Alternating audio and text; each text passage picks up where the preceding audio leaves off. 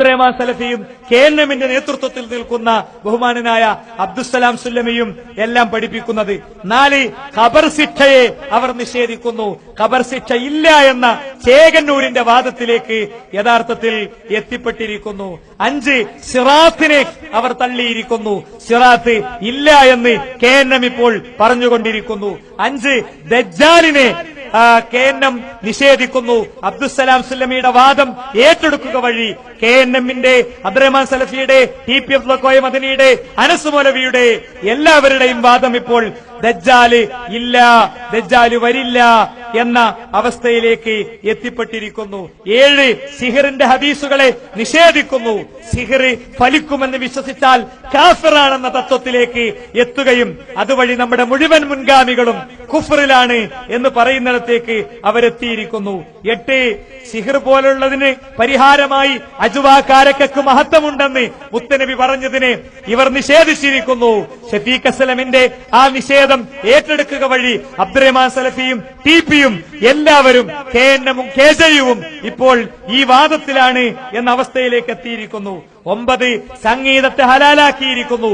അമാനി മൗലവി തഫ്സീറിൽ നിഷിദ്ധമെന്ന് പറഞ്ഞ ശരിയല്ലെന്ന് പറഞ്ഞ ആ സംഗീതത്തെ തള്ളുക വഴി നമ്മുടെ മുൻഗാമികളുടെ മാർഗത്തെ ഇവർ തള്ളിയിരിക്കുന്നു. 10 ഈശ വെള്ളത്തിൽ വീണാൽ അതിന്റെ ഒരു ചിറക് വീണാൽ മറ്റേത് മുക്കണമെന്ന ഹദീസിനെ ബഹുമാനനായ എന്റെ ഗുരുനാഥൻ അബ്ദുസ്സലാം സുല്ലമി തള്ളിയിരിക്കുന്നു. KNMന്റെ കൂടെ നേതൃത്വത്തിലേക്ക് അവർ ഒന്നിച്ച് ഐക്യത്തിലായതോടുകൂടെ ഈ വിഷയത്തെയും അവർ തള്ളിയിരിക്കുന്നു. പിശാചുബാധയെക്കുറിച്ച് അമാനി മൗലവി തഫ്സീറിൽ പറഞ്ഞിട്ടുണ്ട്. KJU അത് അംഗീകരിച്ചിട്ടുണ്ട്.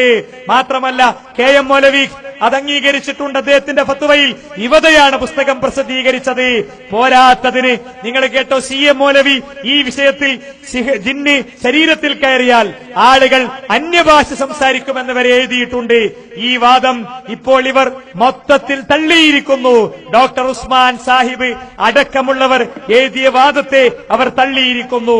മാത്രമല്ല 12ാമത്തത് സംസമിന്റെ മഹത്വത്തെ അവർ തള്ളിയിരിക്കുന്നു. സംസമിന്റെ മഹത്വത്തെ നിരാകരിച്ചിരിക്കുന്നു. അത് മൗലുവായ ഹദീസാണെന്ന പുത്തൻ വാദം കൊണ്ടുവന്നിരിക്കുന്നു. ഹജറുൽ അസ്വദിന്റെ കേട്ടോ, ഹജറുൽ അസ്വദിന്റെ സാധാരണ മുസ്ലിം സമൂഹത്തിൽ തർക്കമേയില്ലാത്ത ഹജറുൽ അസ്വദും സംസവും വരെ തള്ളിയിരിക്കുന്നു. KNMന്റെ വാദം ഇപ്പോൾ ഇതാണ്. താടിയെ പരിഹസിച്ചുകൊണ്ടിരിക്കുന്നു. 14 താടിയെ പരിഹസിക്കുന്ന വരികൾ ഇവരുടെ മജീദ് സ്വലാഹി എഴുതി. പോരാത്തതിന് മടൂർ വിഭാഗം നിരന്തരം അത് പറഞ്ഞുകൊണ്ടിരിക്കുന്നു. അബ്ദുസ്സലാം സുല്ലമി അത് ശരിയല്ലെന്ന് പറയുന്നു. ഇപ്പോൾ KNMന്റെ വാദം ഇതിലേക്ക് എത്തിയിരിക്കുന്നു. മൂസാ നബി അലൈഹിസ്സലാം മലക്കുൽ മൗത്തിന്റെ കണ്ണടിച്ചു പൊട്ടിച്ച സംഭവം ഷെയ്ഖ് മുഹമ്മദ് മൗലവി വർഷങ്ങൾക്ക് മുമ്പ്, ഞാനൊക്കെ ജനിക്കും മുമ്പ് അൽമനാനിൽ അസ്രായിലിന്റെ കണ്ണ് എന്ന വിഷയത്തിൽ എഴുതിയിരുന്നു. അത് ബുദ്ധി കൊണ്ടുള്ള അമിതകളി വേണ്ട എന്ന് പറഞ്ഞിരുന്നു. എന്നാൽ CP ഉമർ സുല്ലമി അടക്കമുള്ളവർ നിഷേധിച്ച നിഷേധമെന്ന് KNM ഏറ്റെടുത്തിരിക്കുന്നു. ബദറിലും ഖന്തക്കിലും മലക്കുകൾ ഇറങ്ങിയിട്ടില്ല എന്ന വാദത്തിലേക്ക് വരുത്തിയിരിക്കുന്നു.